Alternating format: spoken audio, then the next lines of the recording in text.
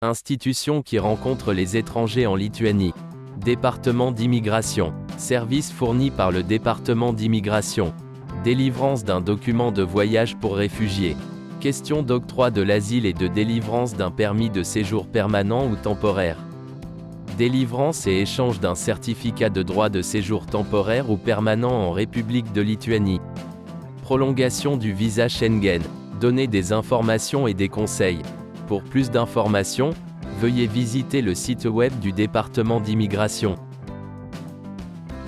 Sodra. La Sodra organise et gère l'assurance sociale obligatoire et facultative de l'État, attribue et verse les pensions et versements de l'assurance sociale aux assurés, les indemnisations pour conditions particulières de travail, les prestations d'assurance sociale en cas d'accident du travail et de maladie professionnelle, contrôle le chômage. Pour plus d'informations, veuillez visiter le site web de Sodra. Soins de santé. Les personnes résidant de manière permanente en Lituanie doivent payer des cotisations d'assurance maladie obligatoire. Pour les assurés, l'État garantit la gratuité des soins de santé, à l'exception des tests ou actes qui ne sont pas pris en charge par le budget de la caisse d'assurance maladie. Les personnes sans assurance maladie obligatoire doivent payer elles-mêmes les services de soins de santé. Personnes dont l'assurance maladie est couverte par l'État. Les chômeurs inscrits au service public de l'emploi, à l'exception des étrangers titulaires d'un permis de séjour temporaire en République de Lituanie, s'ils n'ont pas travaillé en Lituanie pendant 6 mois avant de s'inscrire au service public de l'emploi. Femmes en congé de maternité. Parents célibataires élevant un enfant jusqu'à 8 ans, ainsi que parents célibataires élevant 2 enfants mineurs ou plus. Retraités et bénéficiaires d'allocations sociales. Personnes de moins de 18 ans, écoliers. Étudiants à temps plein. Personnes bénéficiant de prestations sociales. Des services d'assistance médicale d'urgence sont fournis à toutes les personnes, qu'elles soient couvertes par l'assurance maladie obligatoire ou non.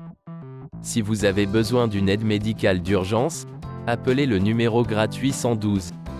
Pour plus d'informations, veuillez visiter le site web du service de soins de santé. Aide sociale. Pour plus d'informations sur l'aide sociale, allocation, paiement, compensation, et autres services sociaux, veuillez visiter le site web d'information sur l'aide sociale. Les demandes de prestations sociales sont déposées par voie électronique sur le site internet. Service public de l'emploi. Le service public de l'emploi aide les demandeurs d'emploi à accélérer leur recherche d'emploi et, si nécessaire, à acquérir les compétences nécessaires pour le marché du travail. Le service public de l'emploi aide également les employeurs à trouver des employés appropriés. Pour plus d'informations, veuillez visiter le site web du service public de l'emploi. Éducation. L'enseignement préscolaire est proposé aux enfants âgés d'1 à 6 ans. Il est facultatif et dispensé à la demande des parents. De 6 à 7 ans, l'enseignement préscolaire est obligatoire et dure 1 an. Jusqu'à 16 ans, l'éducation, selon le programme d'éducation de base, est obligatoire. Après avoir obtenu une éducation de base, il est possible de poursuivre ses études dans un programme d'enseignement secondaire ou de formation professionnelle. Pour plus d'informations, veuillez visiter le site web d'information sur les droits des enfants.